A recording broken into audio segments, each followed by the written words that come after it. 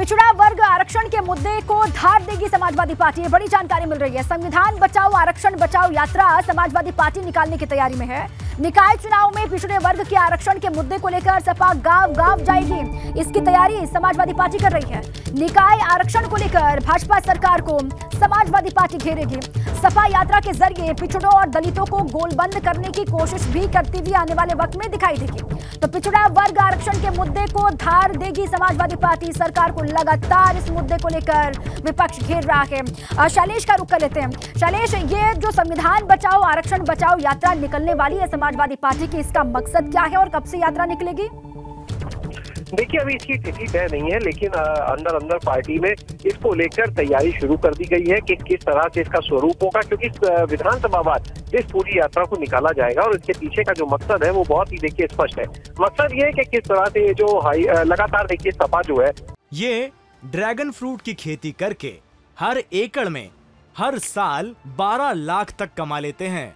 आपको भी करना है तो फ्रीडम ऐप को अभी डाउनलोड कीजिए। वो ये आरोप लगाती है कि भाजपा जो है वो संविधान विरोधी है, आरक्षण विरोधी, ये लगातार आरोप लगाती रही है। और ऐसे में जबकि हाईकोर्ट का फैसला आया तो कहीं ना कहीं विपक्ष को एक बड़ा मौका मिला है अपनी इस बात को और मजबूती के साथ कहने का कहीं ना कहीं। और यही वजह है कि अब जब सपा इस चीज को लेकर अपनी यात्रा के बहाने लोगों के घर घर तक गाँव तक जाएगी तो वहां पर इसी हाईकोर्ट के फैसले को एक सबूत के तौर पर, इस पूरे मामले को एक सबूत के तौर पर दिखाएगी कि आप देखिए सपा जो कहती थी कि भाजपा के ऊपर जो आरोप लगाती थी वो गलत नहीं है और अब तो कोर्ट के फैसले को आधार बनाएंगे, ये बताएंगे कि किस तरह से निकाय चुनाव में चीजें हुई हैं और इसी को लेकर पूरी एक गोलबंदी करने की देखिए बिल्कुल ठीक है शैलेश। पिछड़ों और दलितों को हाईकोर्ट का फैसला जब से आया है, कल से ही लगातार समाजवादी पार्टी कह रही है कि पिछड़ा वर्ग विरोधी है भारतीय जनता पार्टी और इसी मुद्दे को लेकर के गांव-गांव जाएगी समाजवादी पार्टी।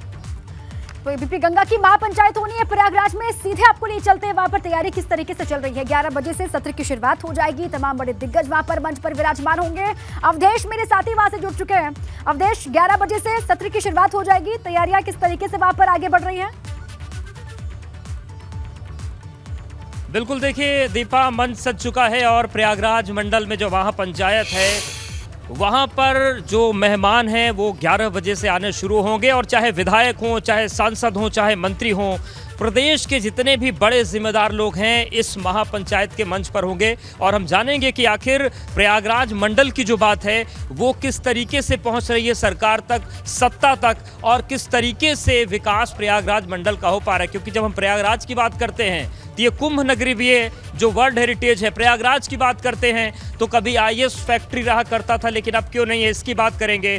प्रयागराज मंडल की बात करते हैं तो प्रतापगढ़ की बात होती है जो आंवलों की नगरी है, वहां पर क्या स्थिति ये बात करेंगे। कौशाम्बी की बात करें हम, ये तमाम क्षेत्र ऐसे हैं जहां पर प्रयागराज मंडल की बात होगी। और आप देखिए केवल जनप्रतिनिधि नहीं होंगे, जनता भी होगी, जनता के सवालों से हम रूबरू होंगे। सारी तैयारियां हो गई और थोड़ी देर मेहमानों के आने का सिलसिला शुरू होगा। चाहे हम जल शक्ति मंत्री की बात करें, हम चाहे उद्योग मंत्री की बात करें, ये तमाम लोग होंगे। क्योंकि प्रयागराज की हम बात करते हैं, प्रयागराज के आसपास की क्षेत्र की बात करते हैं, औद्योगिक विकास की बड़ी संभावनाएं हैं।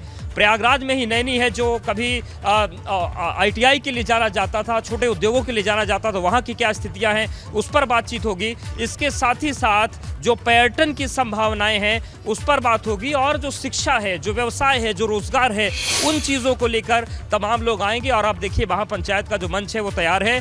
11 बजे से ये चर्चा शुरू होगी और जितने भी यहाँ के विधायक हैं वो मौजूद रहेंगे। सांसदों से सवाल होगा क्योंकि सांसदों का जो एमपी लेड फंड है उसकी विकास में बड़ी महत्वपूर्ण भूमिका रहती है। जिस तरीके से सियासी समीकरण बदले हैं उनकी बड़ी महत्वपूर्ण भूमिका है। और जब 2024 की तैयारी शुरू हो गई हो और देश की सबसे बड़ी आबादी वाला जिला प्रयागराज हो तो यहाँ पर महापंचायत के मायने बहुत ज़्यादा बदल जाते हैं और वो तमाम सवाल होंगे जो जनता जानना चाहती है, जो जनता के मन में होता है। तो दीपा, तैयारियां पूरी है, बिल्कुल ठीक है अवधेश। आने वाले वक्त में बहुत सारी चुनौतियों का सामना भी सरकार को करना है। सरकार की क्या तैयारी है, विकास का रोड मैप किस तरीके से खींचा है संगम नगरी प्रयागराज में, इसको लेकर कई सवाल होंगे जो पूछे जाएंगे तमाम दिग्गजों से।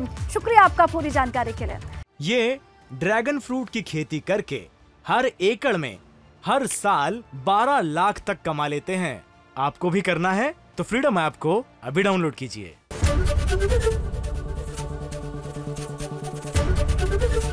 एबीपी गंगा, खबर आपकी, जुबान आपकी।